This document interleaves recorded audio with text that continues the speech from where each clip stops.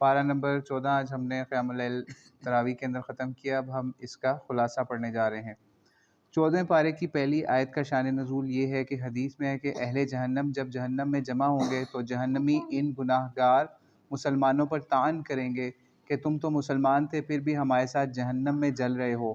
پھر اللہ تعالیٰ اپنے کرم سے گناہ گار مسلمانوں کو جہنم سے نکال کر جنت میں لے جائے گا تو کفار تمنا کریں گے کہ کاش ہم بھی مسلمان ہوتے، اس مرحلے پر نجات پا لیتے۔ 14ویں پارے کی ابتدائی آیات میں کفار کے طعن و استہزاء کا ذکر ہے کہ معاذ اللہ وہ رسول علیہ السلام کو مجنون کہیں گے اور کہیں گے کہ آپ سچے ہیں تو فرشتوں کو سامنے لا کر دکھا دیں۔ اللہ نے فرمایا ہم فرشتوں کو حق کے ساتھ نازل کرتے ہیں اور پھر کوئی مہلت نہیں دی جائے گی۔ آیت نمبر 9 میں اللہ تعالیٰ کا قرآن مجید کی حفاظت کا ذمہ خود لینے کا ذکر ہے، جو بلا شبہ قرآن مجید کا ایک اعجاز ہے۔ آیت نمبر 14 اور 15 میں فرمایا گیا اگر ہم آسمان کا کوئی دروازہ کھول دیں اور یہ منکرین خود اس پر چڑھ کر جائیں تو پھر بھی کہیں گے کہ ہم پر جادو کر دیا گیا ہے یا ہماری نظر بندی کر دی گئی ہے۔ آگے آیت نمبر 17 میں بتایا گیا ہے کہ شیطان فرشتوں کی باتیں سننے کے لیے آسمانوں پر جاتے ہیں تو ان پر آگ کے کوڑے برسائے جاتے ہیں، یعنی ان کا داخلہ عالم بالا میں بند ہے۔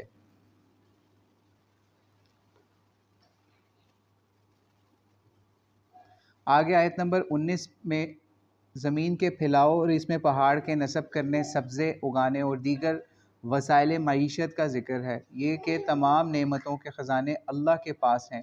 آیت نمبر 22 میں اللہ تعالیٰ نے اپنی اس قدرت کا ذکر فرمایا ہے کہ پانی سے لدے ہوئے بادلوں کو ہمارے حکم سے ہوائیں لے کر چلا کر لے جاتی ہیں اور پھر بارش برستی ہے، اور بلند فضاؤں میں کسی سہارے کے بغیر اللہ تعالیٰ نے لاکھوں گیلن کے حساب سے پانی اسٹور کر رکھا ہے، اور وہی زندہ کرتا ہے اور وہی مارتا ہے، اور سب کچھ اسی کا ہے۔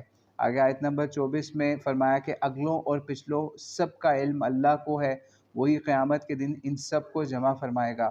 آگے آیت نمبر 26 تا 47 میں انسانوں اور جنات کے جوہر تخلیق کا بیان ہے کہ انسان کو سڑے ہوئے گارے کی کھنکھنی ہوئی مٹی سے پیدا فرمایا اور جنوں کو بغیر دھوئیں کی آگ سے پیدا کیا۔ پھر اللہ نے آدم کا پیکر تخلیق فرمانے کے بعد فرشتوں کو تعظیم کے طور پر انہیں سجدہ کرنے کا حکم دیا۔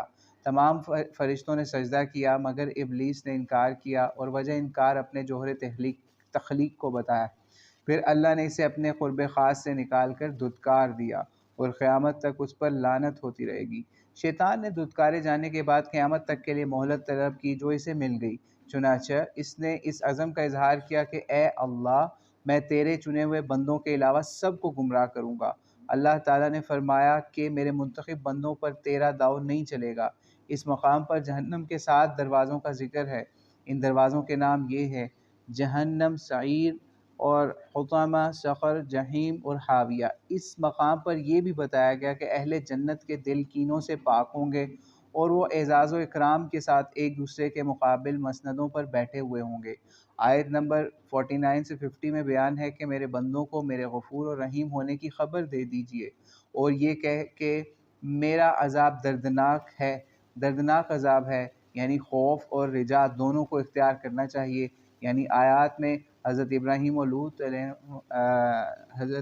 اور لوط کا واقعہ بیان ہوا ہے، جس کی تفصیل اس سے پہلے بھی گزر چکی ہے۔ اللہ نے قوم لوط کی سرکشی کے باعث ان پر سنگ باری کی اور ان بستیوں کو تہہ و بالا کر دیا۔ آیت نمبر 79 سے 84 میں اصحاب الایکہ اور اصحاب الحجر کا ذکر ہے۔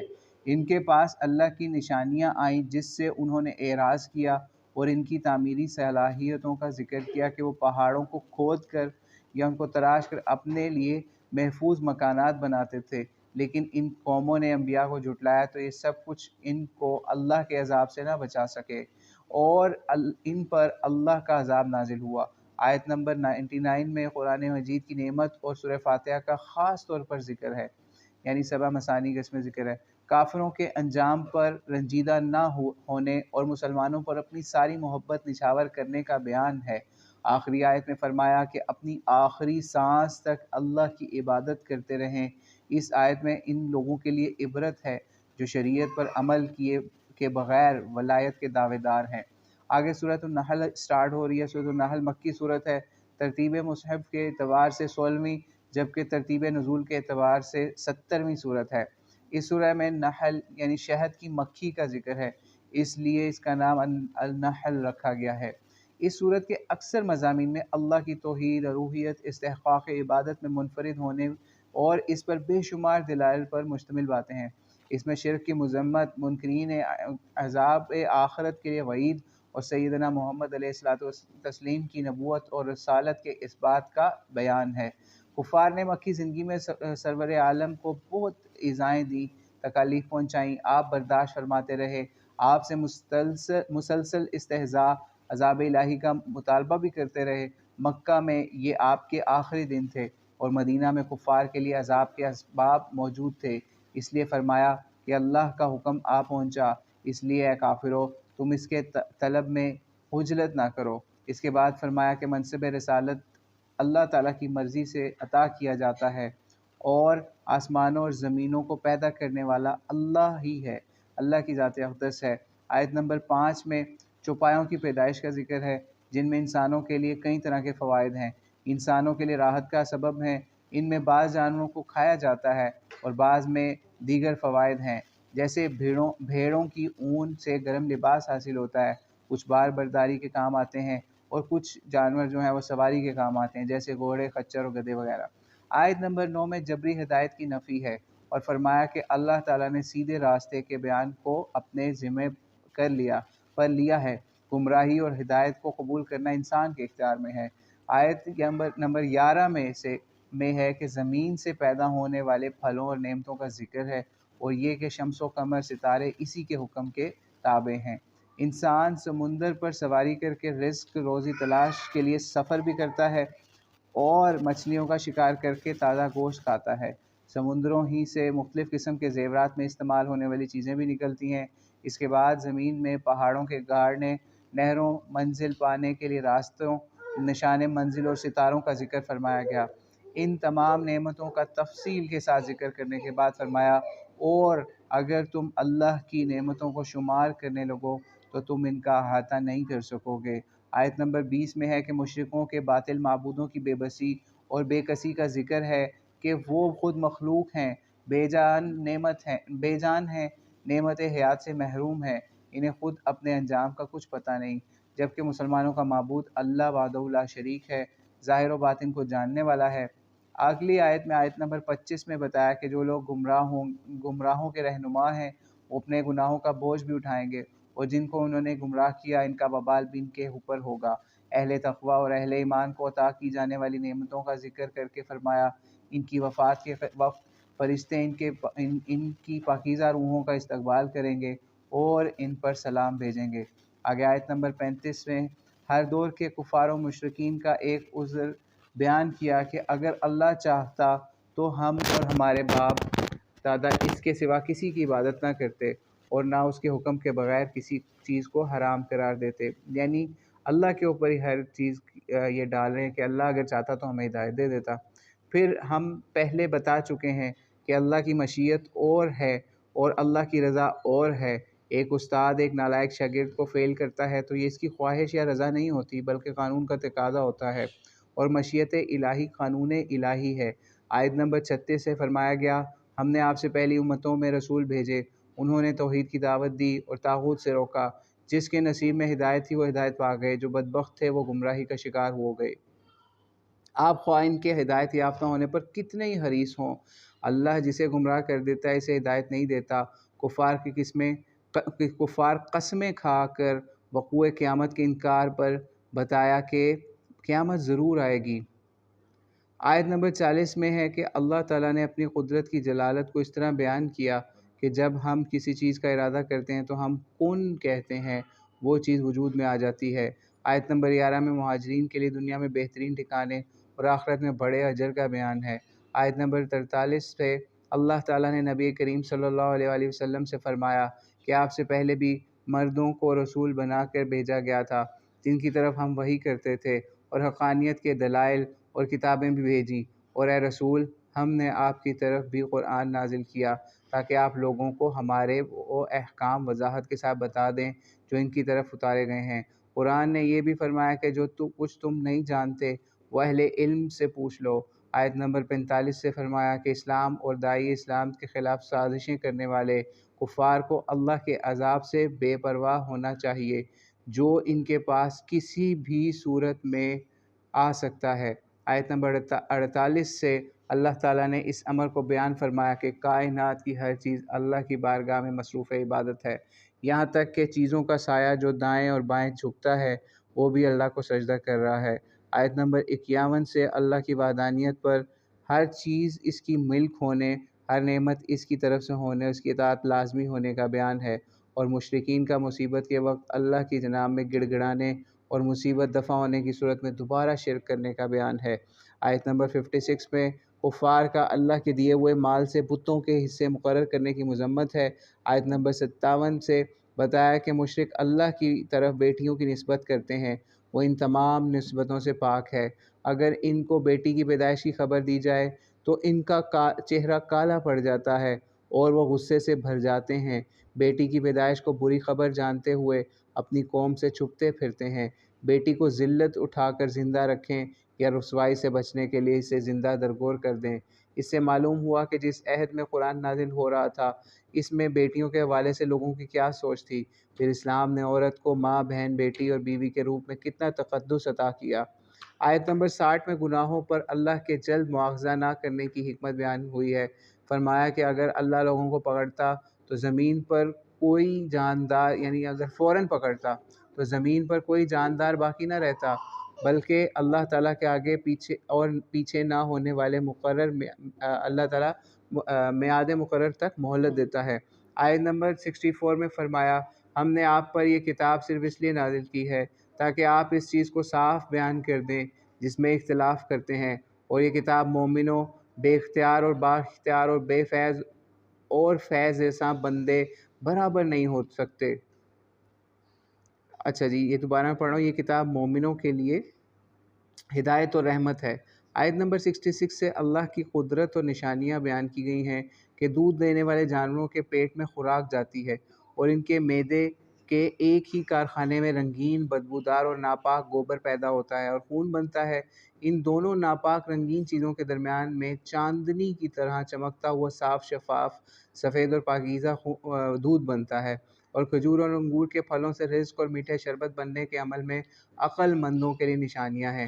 آیت نمبر 68 سے شہد کی مکھی کا ذکر ہے کہ اللہ تعالیٰ نے اس چھوٹی سی مخلوق کو پہاڑ، درختوں، چھپروں میں اپنا مستحکم گھر بنانے کا شعور عطا کیا۔